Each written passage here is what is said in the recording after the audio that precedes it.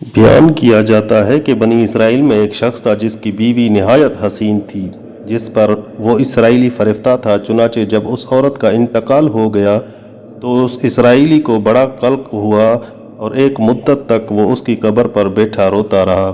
اتفاقاً حضرت عیسیٰ علیہ السلام کا ادھر سے گزر ہوا تو انہوں نے اسرائیلی کو پریشان حال دیکھ کر اس کا سبب معلوم کیا۔ جب اسرائیلی نے اپنا واقعہ بیان کیا تو حضرت عیسیٰ علیہ السلام نے دریافت فرمایا، کیا تو چاہتا ہے کہ میں اس کو تیرے لیے زندہ کر دوں؟ اس نے عرض کی کہ ہاں حضور، یہی میں چاہتا ہوں۔ چنانچہ جب حضرت عیسیٰ علیہ السلام نے اس قبر کی مردہ کو آواز دی تو قبر سے ایک حبشی غلام، جس کی ناک کی نتھوں اور آنکھوں اور جسم کے دوسرے سوراخوں سے آگ کی لپٹیں اٹھ رہی تھیں، حضرت عیسیٰ علیہ السلام کو دیکھتے ہی غلام نے کلمہ پڑھا کہ لا الہ الا اللہ عیسیٰ روح اللہ۔ اسرائیلی نے یہ دیکھ کر عرض کیا، حضور مجھ سے غلطی ہو گئی، میری بیوی کی قبر تو دوسری ہے۔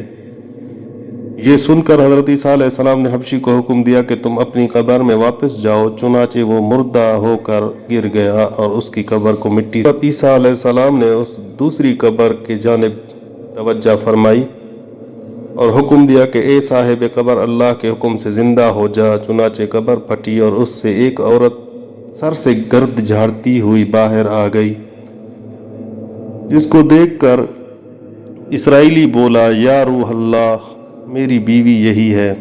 حضرت عیسیٰ علیہ السلام کے حکم سے کو ہمراہ لے کر واپس ہونے لگا۔ سے جاگا ہوا تھا، اس لیے اس پر نیند کا غلبہ ہو گیا اور اس نے اپنی بیوی سے کہا کہ تیرے قبر پر یہ گریہ زاری اور بیداری نے مجھے ہلاک کر دیا ہے، اس لیے میں چاہتا ہوں کہ کچھ دیر آرام کر لوں۔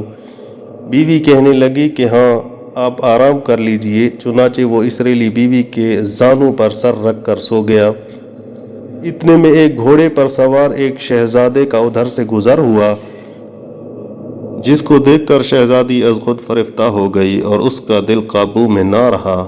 اس نے شوہر کا سر زانوں سے فرط محبت و غلبہ عشق سے مجبور ہو کر شہزادے کے سامنے جا کھڑی۔ ادھر جیسے ہی شہزادے کی نظر اس پر پڑی، وہ بھی اس کو دیکھ کر اس پر فریفتہ ہو گیا اور عورت کی خواہش پر اس کو اپنے گھوڑے پر بٹھا کر لے گیا۔ چنانچہ اس کے شوہر نے بیدار ہو کر جب اپنی بیوی کو نہ پایا تو نہایت پریشان ہوا اور اس کے ملنے کی تدبیر سوچنے لگا۔ سوچتے سوچتے آخر اس کے نشان قدم پر چل کر اپنی بیوی کو تلاش کر لیا،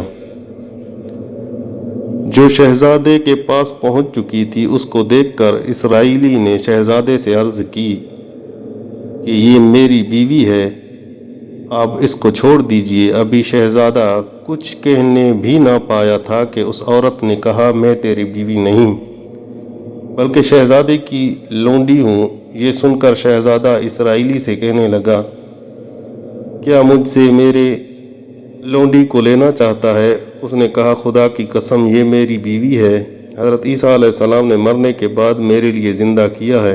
ابھی یہ گفتگو ہو رہی تھی کہ اتفاقاً حضرت عیسیٰ علیہ السلام بھی وہاں تشریف لے آئے، جن کو دیکھ کر اسرائیلی کہنے لگا، یا روح اللہ، کیا یہ وہ میری بیوی نہیں ہے جس کو آپ نے میرے لیے زندہ کیا ہے؟ حضرت عیسیٰ علیہ السلام نے فرمایا کہ ہاں، یہ وہی ہے۔ یہ سن کر عورت کہنے لگی، جھوٹا ہے، میں اس شہزادے کی لونڈی ہوں۔ حضرت عیسیٰ علیہ السلام نے فرمایا، کیا تو وہ عورت نہیں جس کو میں نے اللہ تعالیٰ کے حکم سے زندہ کیا ہے؟ عورت نے کہا، یا روح اللہ، اس کے بعد حضرت، جو جان خدا کے حکم سے میں نے تجھے دی ہے اس کو واپس کر دے۔ یہ سنتے ہی عورت کا پھر مردہ ہو کر اسے اور حضرت عیسیٰ علیہ السلام فرمانے لگے کہ جو شخص ایسے آدمی کو دیکھنا چاہے جو کافر مرا تھا اور زندہ ہو کر ایمان، تو وہ اس حبشی غلام کو دیکھ لے جو پھر ایمان کی حالت میں مرا ہے، اور جو کوئی ایسے شخص کو دیکھنا چاہے جو مومن مرا تھا پھر اللہ نے اس کو زندہ کیا اور وہ کافر ہو کر حالت کفر میں مر گیا، تو وہ اس عورت کو دیکھ لے۔ اس واقعہ کو دیکھ کر اسرائیلی نے قسم کھائی، اب میں کبھی نکاح نہ کروں گا، اور میدانوں کی طرف نکل گیا جہاں اللہ تعالیٰ کی عبادت میں مصروف رہ کر اسے موت آ گئی۔ اللہ تعالیٰ نے اس پر رحم فرمایا، اس پر رحم فرمائے۔ حاصل، نبی اور رسول کے اقرار و انکار کا نتیجہ اس حکایت سے ظاہر ہوتا ہے اور سبق ملتا ہے کہ کامیابی اپنے نبی صلی اللہ علیہ وسلم کی اطاعت و محبت سے ہی مل سکتی ہے۔ چنانچہ ہمیں بھی چاہیے کہ ہر حال میں اپنے نبی کی اطاعت کو سامنے رکھیں، چاہے دل مانے یا نہ مانے، لیکن نبی کریم صلی اللہ علیہ وسلم کے طریقوں کو لازمی اپنایا جائے۔ اس واقعہ کی توفیق عطا فرمائے، آمین یا رب العالمین۔